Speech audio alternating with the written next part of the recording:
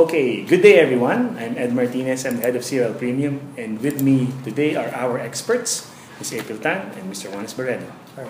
Good afternoon, ma'am and sir. Okay, so Sir Juanis, how's the market? Well, we didn't do too good today. More markets have been coming back down towards the supportive area, and today we did get a crack of major support. We saw some pressure from the US last night, and it was because of that we saw some heavier selling coming into it. As a result, support was broken. What the charts are showing is that the selling has not abated yet. Okay. And we have seen some foreign fund flows that have continued to remain into the selling side. And they've been hammering particularly the banking sector the heaviest. And so far the retreat into that sector also managed to be able to push the index back below the previous low. And we've not seen any reversal patterns as of yet, so that means the trends may likely continue. But there is evidence of oversold conditions, so somewhere in between we do expect a bit of a counter rally first. That support is the 6923 level, right? That's right. Yeah. And we've been talking about breaking that level ever since. What do you think is causing this? Meaning, I'm sure when markets correct this way, people are trying to price in something. What triggered the latest sell-off was really the disappointing inflation for the month of August. Okay, so that marked the third month in a row where inflation exceeded expectations, and it reached 6.4%, which is really high, and that kind of surprised everybody.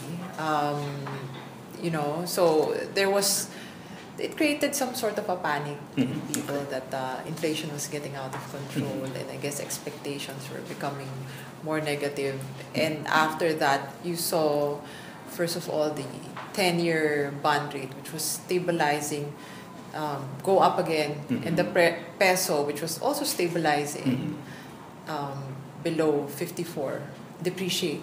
So those were the factors that were responsible for the trigger of the sell-off in the stock market. And of course, last week we had an inflation number.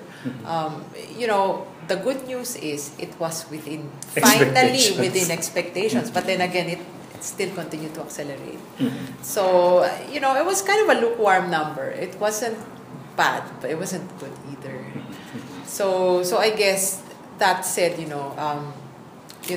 there wasn't any reason for people to think that we've seen the worst. That's why we're still seeing a lot of people staying on the sidelines.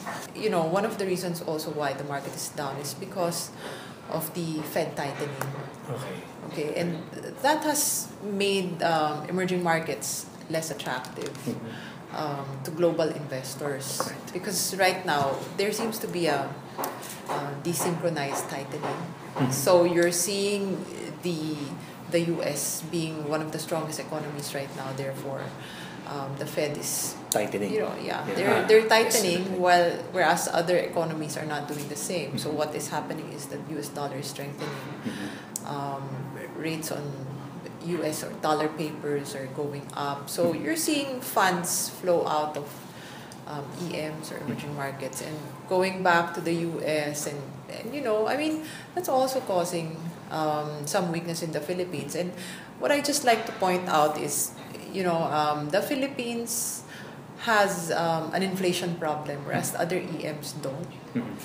And also, of course, our peso is weakening because of the growing current account deficit, whereas you have other countries that don't have that. Or they have current account deficits, but it's not going up the way that ours is. So, if I were a foreign fund manager and I compare EM1 to, say, EM Philippines, of course, I would want to sell Philippines more than the other emerging market, which doesn't have similar problems.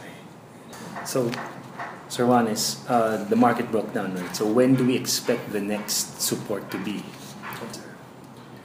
Well, I have a little bit of a picture of the market, and if you can see the illustration we're looking at right now, the index had rested on major support just last couple of days ago, and this was a major support which has been generated since 2013, and it has broken that particular level now with the trend line being broken.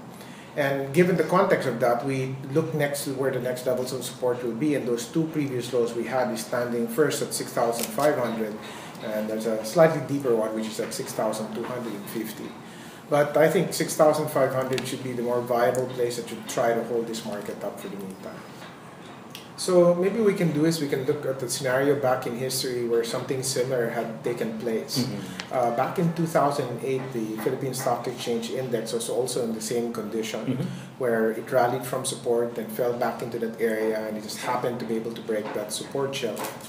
And I have an illustration here which shows exactly what happened during that period, where you have a situation where a breakdown condition took place and the market fell down relatively fast.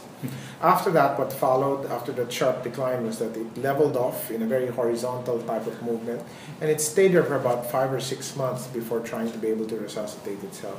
What was nice about this is it was the final blow that the market was waiting for, and after that sell-off, the opportunity to buy came pretty much right after that condition. So I hope that something similar is coming in after this market attempts to scale back to the last leg of this particular correction. We are comparing 2008, where we had the global financial crisis, and now, Ms. April, are the conditions the same as before? Well, I don't think it's the same in the sense that at the time we had a global problem, as you've said, global financial crisis. So there was a leverage issue in the U.S., which was, they talk about systemic risk. There was a systemic risk at the time, and the magnitude of the leverage was significant. A lot of subprime loans, banks had low capital levels relative to the size of debts that they were extending. Remember the derivatives, like they don't even know who owned what, and because of the derivatives, they were just lending to everybody because they were thinking that the insurance companies were insuring them anyway, so they just sold derivatives of derivatives and all of that. So that was the situation before, but because of all the regulations that came about post-global financial crisis, we don't have that.